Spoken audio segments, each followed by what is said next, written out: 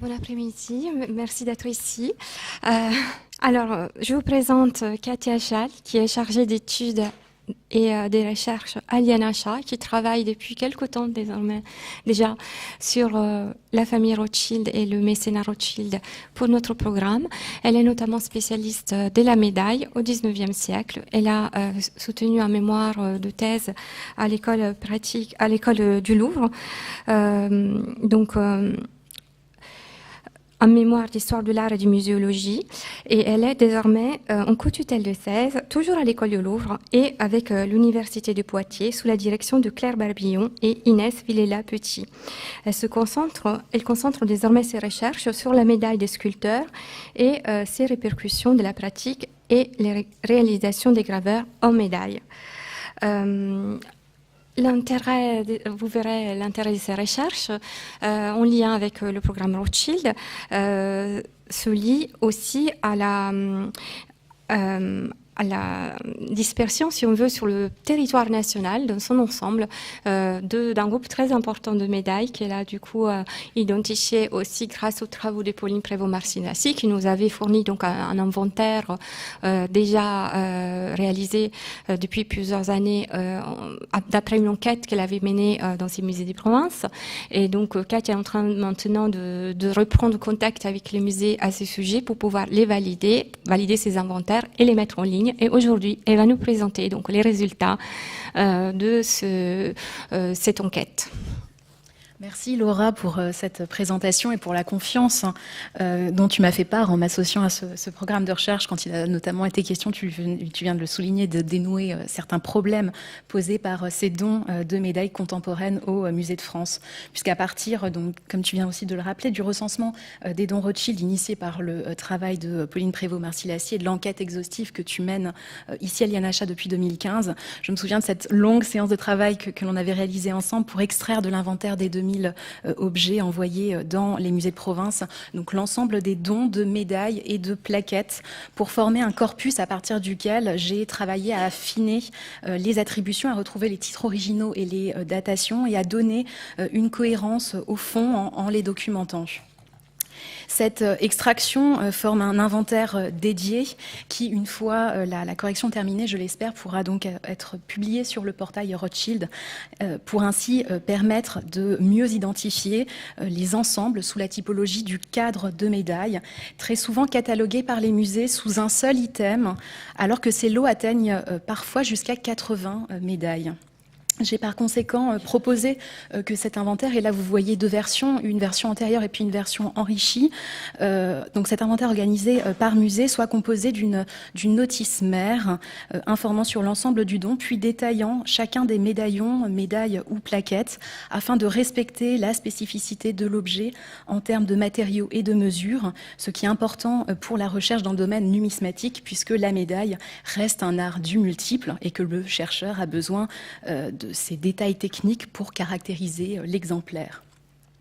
Dans l'état actuel de nos connaissances, car plusieurs de mes sollicitations envers les musées n'ont pour l'instant pas encore obtenu de réponse, nous constatons qu'entre 1887 et 1905, Alphonse de Rothschild, puisque c'est la personne principalement concernée par mon étude, effectue 53 dons de médailles et de plaquettes contemporaines, totalisant 643 objets issus de la production de 12 médailleurs en faveur de 43 musées de province. Si la période la plus intense pour ces libéralités se situe, on le voit là sur le graphique, entre les années 1890 et 1895, c'est qu'elle coïncide parfaitement avec un contexte de médaillomanie assez similaire au phénomène de statuomanie qui agite la production artistique française de la fin du XIXe siècle. Simplement pour replacer ce phénomène d'essor et d'engouement pour la médaille, je voudrais préciser qu'il émerge dans les années 1880 pour connaître une progression dans les années 1890 et atteindre son apogée en 1900. Puis à partir des années 1910, la médaille amorce un déclin pour se voir reléguée au fond des médaillés après la Première Guerre. Alors que le baron Alphonse ne semble avoir aucun attrait pour la médaille ancienne, ce domaine étant couvert par James Edward et Thérèse de Rothschild, le soutien à un groupe restreint de médailleurs et l'achat puis l'envoi de médailles contemporaines dans les musées de province se place en réalité dans la droite ligne du système de mécénat et de dons, déjà très bien étudié par Pauline Prévost-Marcillaci, que poursuit Alphonse de Rothschild en faveur de l'art contemporain. Comme pour la peinture et la sculpture contemporaine, il achète de la médaille pour la donner. L'idée qui prévaut à cette démarche ambitionne une répartition des œuvres significatives du renouveau de la médaille sur tout le territoire, dans le but de former le goût du public et d'offrir aux artistes une source d'émulation à leur art. En revanche, pour la médaille, on ne peut pas imaginer que la volonté de favoriser l'éclosion de foyers artistiques locaux ait présidé à la mise en place de ce système. La production médaillistique française à cette époque est bien trop concentrée à Paris, avec une mainmise sur le marché et la production industrielle par l'institution régalienne qui est la Monnaie de Paris, et cela en dépit d'une libéralisation du monopole de frappe en faveur d'éditeurs privés qui arrivent assez tardivement en 1893. Cette dispersion de médailles sur l'ensemble du territoire privilégie des institutions muséales de moyenne, voire de petite dimension, et engendre ce qui me paraît être une patrimonialisation paradoxale de cette production, en ayant des répercussions sur l'écriture de l'histoire du renouveau de la médaille au tournant du XXe siècle. Cette communication ambitionne donc de présenter quelques cas d'études pour comprendre dans quelle mesure Alphonse de Rothschild a suivi, contribué, voire devancé l'engouement généralisé que connaît la France des années 1890-1910 pour la médaille contemporaine. Et elle souhaite aussi poser la question de la représentativité dans les collections des musées de France d'une production artistique concentrée à l'environnement parisien. Pour cela, penchons-nous sur les artistes qui ont été soutenus par ce mécénat original. Et ils sont seulement 12 à avoir bénéficié, vous voyez ici la liste, seulement 12 à avoir bénéficié des libéralités d'Alphonse de Rothschild.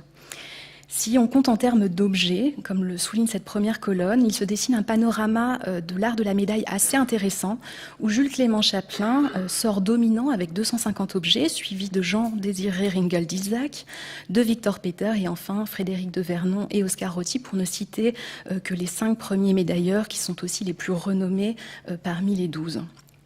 En revanche, si on s'intéresse à la totalisation des dons, l'ordre du trio s'inverse quelque peu.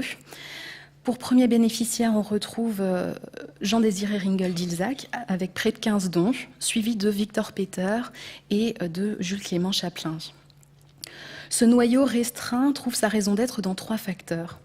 Le premier, c'est la volonté d'Alphonse de Rothschild de diffuser le meilleur de l'art du renouveau de la médaille par le biais de la production des chefs de file du mouvement.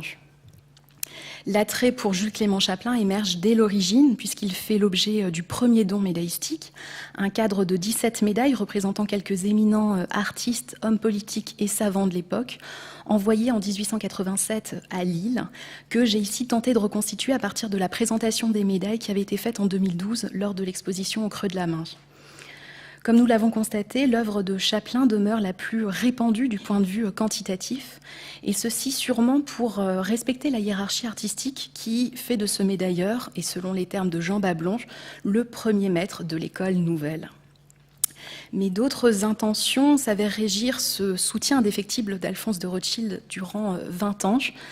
D'abord, une véritable estime que se portent les 2 hommes. En témoigne ce portrait en médaille effectué en 1899. Comme pour d'autres collègues académiciens, Chaplin a pérennisé les traits d'Alphonse sur le droit de ce médaillon, tandis qu'il a garni au revers une composition allégorique rendant hommage à l'acuité du goût du collectionneur. La récurrence des achats provient aussi d'un profond intérêt pour l'art de Chaplin. Il correspond en tout point au goût d'Alphonse pour le portrait, pour un système de valeurs véhiculé par des compositions allégoriques et pour des compositions mesurées tout en restant empreintes de grandeur. En somme, un classicisme tout académique qui se traduit dans 2 petits objets toujours produits avec soin. Oscar Rotti s'avère moins soutenu que son aîné, malgré une renommée et une activité tout aussi prolifique. Il ne semble pas avoir fréquenté les mêmes cercles de sociabilité que Chaplin, en dépit d'un fauteuil à l'Académie des Beaux-Arts situé à proximité de celui d'Alphonse de Rothschild. La question du réseau et des affinités électives s'avère ici cruciale pour comprendre le mécanisme de soutien à l'art de la médaille auquel le donateur se consacre. Un unique cas composé de 28 médailles de rôti a ainsi été envoyé à Rouen en 1892, cadre aujourd'hui introuvable. Les autres dons se composent d'une seule médaille ou de plaques, comme ici cette allégorie de la peinture destinée au Musée des Beaux-Arts de Lille en 1891, dont la dimension se rapproche davantage d'un bas-relief et donc de la catégorie de la sculpture. Frédéric de Vernon, qui représente déjà la seconde génération du renouveau de la médaille, puisqu'il a été l'élève de Jules Clément Chapelain, poursuit dans la même veine classique que son maître. Des 4 dons que l'on connaît par les inventaires, il n'en subsiste aujourd'hui qu'un. Un cadre de 10 médaillons et plaquettes destinés en 1892 au Musée des Beaux-Arts de Valenciennes, dont je vous projette ici la pièce centrale du dispositif, qui est là encore une grande plaque intitulée Rosa. Le second facteur ayant présidé au choix restreint de ces 12 médailleurs est la volonté d'Alphonse de Rothschild d'encourager la production de la jeune et prometteuse génération. En se concentrant à partir de 1903 sur la production d'Hippolyte Lefebvre, Abel Lafleur, Émile Adolphe Monnier et Pierre-Charles Lenoir, Alphonse devient précurseur de l'intérêt porté à leur travail, tout juste parvenu à maturité. Une question se pose alors, comment a-t-il pu détecter le talent des futurs animateurs de la discipline ? Alphonse de Rothschild dispose indéniablement d'une qualité de regard qui lui permet de repérer les prédispositions artistiques et d'ainsi développer un goût avant-coureur. Mais il a sûrement aussi bénéficié des recommandations de Jules Clément Chapelain, qui n'a fait que lui présenter quelques-uns de ses meilleurs élèves, comme Pierre-Charles Lenoir. On donne généralement comme début de sa carrière la date de 1907 avec l'obtention d'un premier contrat signé avec la maison d'édition Artus Bertrand et Béranger. Or, par cet achat d'un cadre de 2 médailles exposé au Salon de la Société des artistes français en 1904 et son versement immédiat dans les collections de Châteauroux, c'est une entrée en musée très précoce pour cet artiste qui apparaît ici. Enfin, le troisième facteur tiendrait davantage du goût personnel d'Alphonse de Rothschild en se portant sur des médailleurs de qualité, mais peut-être pas des plus éminents, comme le laisse entendre une histoire de cette discipline encore trop peu reconsidérée depuis les écrits de Jean Bablon ou de Fernand Mazerolle. À l'engouement pour l'art de Chapelain que j'ai déjà détaillé s'ajoute très étonnamment un attrait pour la production de Victor Peter et de Jean-Désiré Ringel d'Ilzac. Victor Peter a été introduit dans le cercle de Léon Gaucher, le fidèle conseiller artistique d'Alphonse de Rothschild, autour des années 1885, par Auguste Rodin, dont il a été le praticien. Appréciant ses compositions animalières, autant que ses allégories renouvelées ou ses portraits intimistes, Alphonse de Rothschild lui achète chaque année plusieurs œuvres, qu'elles soient en ronde-bosse ou de la médaille, puisque cet artiste est autant reconnu comme sculpteur que pour ses talents de médailleur. De fait, les œuvres signées Victor Peter inondent le territoire et viennent enrichir les collections d'une vingtaine de musées.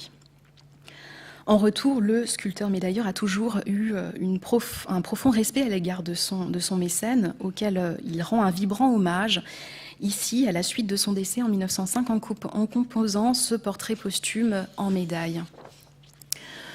Autre artiste dont Léon Gaucher préconise à Alphonse de Rothschild de soutenir la production, c'est Jean-Désiré Ringel d'Ilzac. L'entièreté des achats se concentre sur 3 ans, de 1893 à 1895, et exclusivement par lot de 6, 10 ou 12 médaillons fondus en bronze, rassemblés dans des cadres dont je vous projette ici le plus ouvragé. Ce mécénat assez intensif offre aux médailleurs la possibilité de mener une carrière autonome. Il se passe d'ailleurs de toute exposition au Salon des artistes français à partir de 1890. Le rôle essentiel de Léon Gaucher dans l'accompagnement de la carrière de Ringel vient à ce titre questionner la réalité du goût d'Alphonse pour cet art expressif du portrait. L'omniprésence de Ringel dans les envois au musée de province ne serait-il pas l'objet d'une orientation du goût du mécène par son conseiller ? C'est là l'hypothèse que je formule sans pour l'instant avoir de réponse.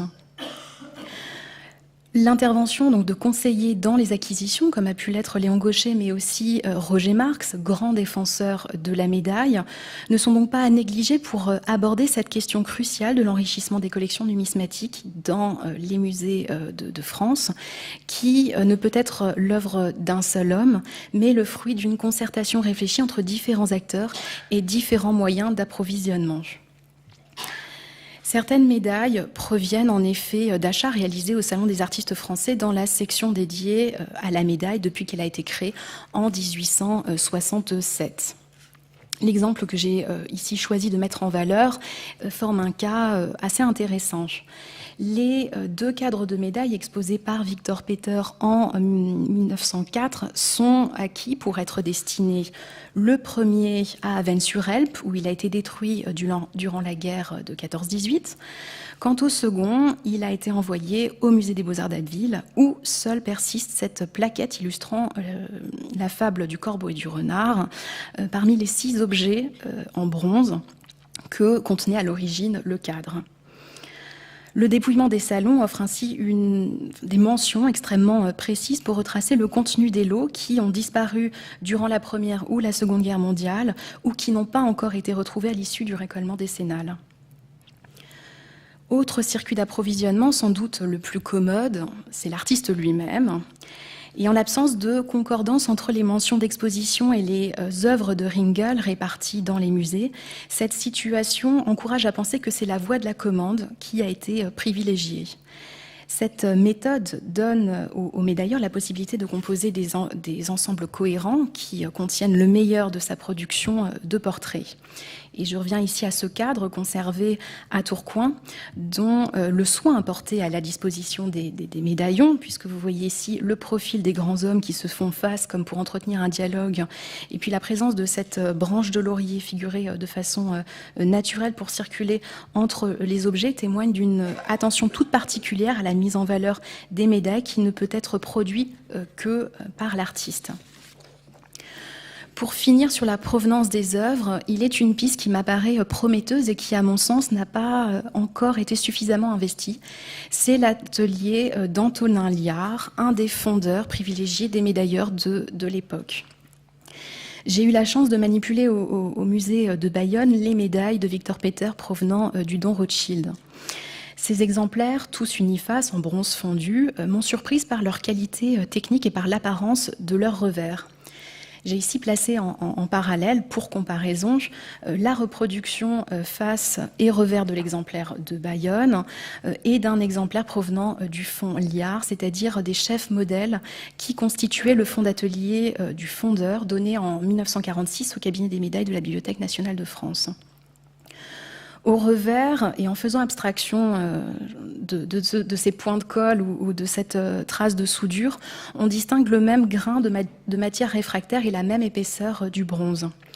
Quant au droit, là encore l'éclairage diffère entre mes deux reproductions, mais la teinte et l'application de la patine sont là encore de qualité semblable, signe pour moi de la collaboration du fondeur Antonin Liard pour la réalisation de l'exemplaire de Bayonne.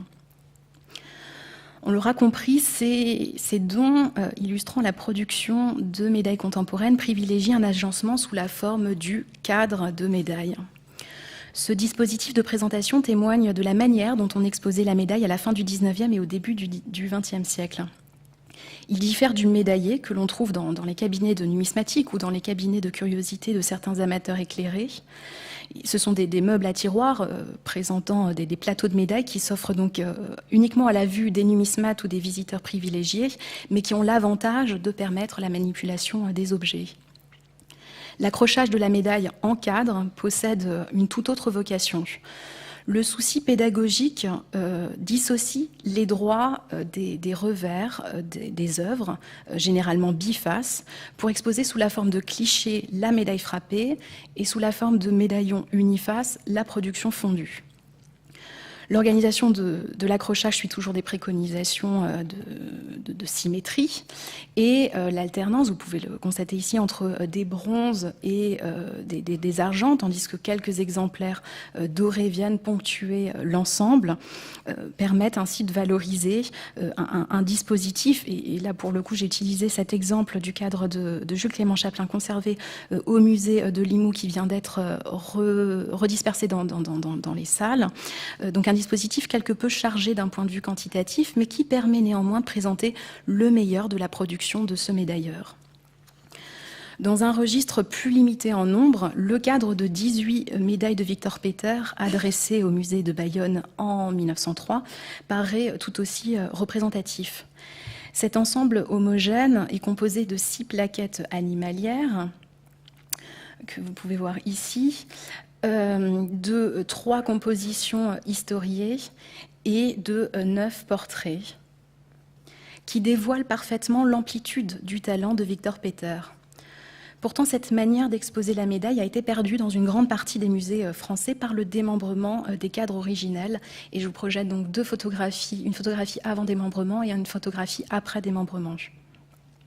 Pour faciliter le rangement en réserve d'une production qui cesse de plaire à partir de l'entre-deux-guerres, alors même que les clauses des dons Rothschild s'assortissent d'une demande de présentation permanente et d'un respect de l'intégrité des œuvres, le choix des équipes de conservation s'est porté sur le démantèlement de ces dispositifs muséographiques. À cela s'ajoutent des nouvelles normes de conservation préventive qui ont poussé à retirer les fonds de velours cramoisi, un textile nocif pour la nature métallique des médailles, car il délivre des substances acides en captant l'humidité. Comme vous pouvez donc le constater ici, le musée de Bayonne, dans les années 1980, a fait le choix de se séparer du cadre original, après l'avoir toutefois documenté. Cette déontologie a permis de conserver le souvenir de cet agencement au dessin si particulier, pratique qui n'est malheureusement pas la norme. Beaucoup de ces médailles se trouvent aujourd'hui conservées dans des boîtes en carton neutre, mais ce choix a fréquemment entraîné une perte d'information quant à la provenance des objets. C'est le cas du cadre de médailles du musée Fabre. Alors que l'inventaire des dons ne mentionnait qu'une grande plaque représentant Sarah Gustave Simonge, son numéro d'inventaire m'a laissé entendre qu'elle appartenait en réalité à une série. À l'occasion d'une mission à Montpellier, j'ai alors pu constater, en inspectant les revers, que l'ensemble des médailles présentait des résidus de velours rouge autour des points de colle, et qu'une fois rassemblées, ce sont 46 médailles et plaquettes que l'on comptabilisait. Ce cas de figure encourage donc à nuancer le chiffrage des dons de médailles contemporaines annoncé au début de cette communication. Par son action, Alphonse de Rothschild a donc offert au musée de province la possibilité d'enrichir leur collection numismatique, ou tout du moins de constituer un premier noyau de qualité. Par ses libéralités, on doit reconnaître que l'initiative privée devance l'intervention de l'État en matière de soutien au renouveau de la médaille, voire pallie l'absence de politique d'acquisition qu'aurait dû déployer l'administration des Beaux-Arts en faveur de ce médium artistique qui bénéficie alors d'un engouement sans commune mesure. Alors, à la décharge du Bureau des travaux d'art, au début des années 1890, le défi réside dans la constitution d'une section dédiée à l'art de la médaille qui finit par s'ouvrir en 1892 au sein du musée du Luxembourg.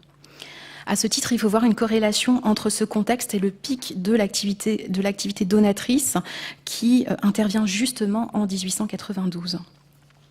Ainsi, la période cruciale des dons de médailles se concentre entre 1890 et 1895. De fait, l'action d'Alphonse de Rothschild précède l'apogée de la médaillomanie atteint en 1900.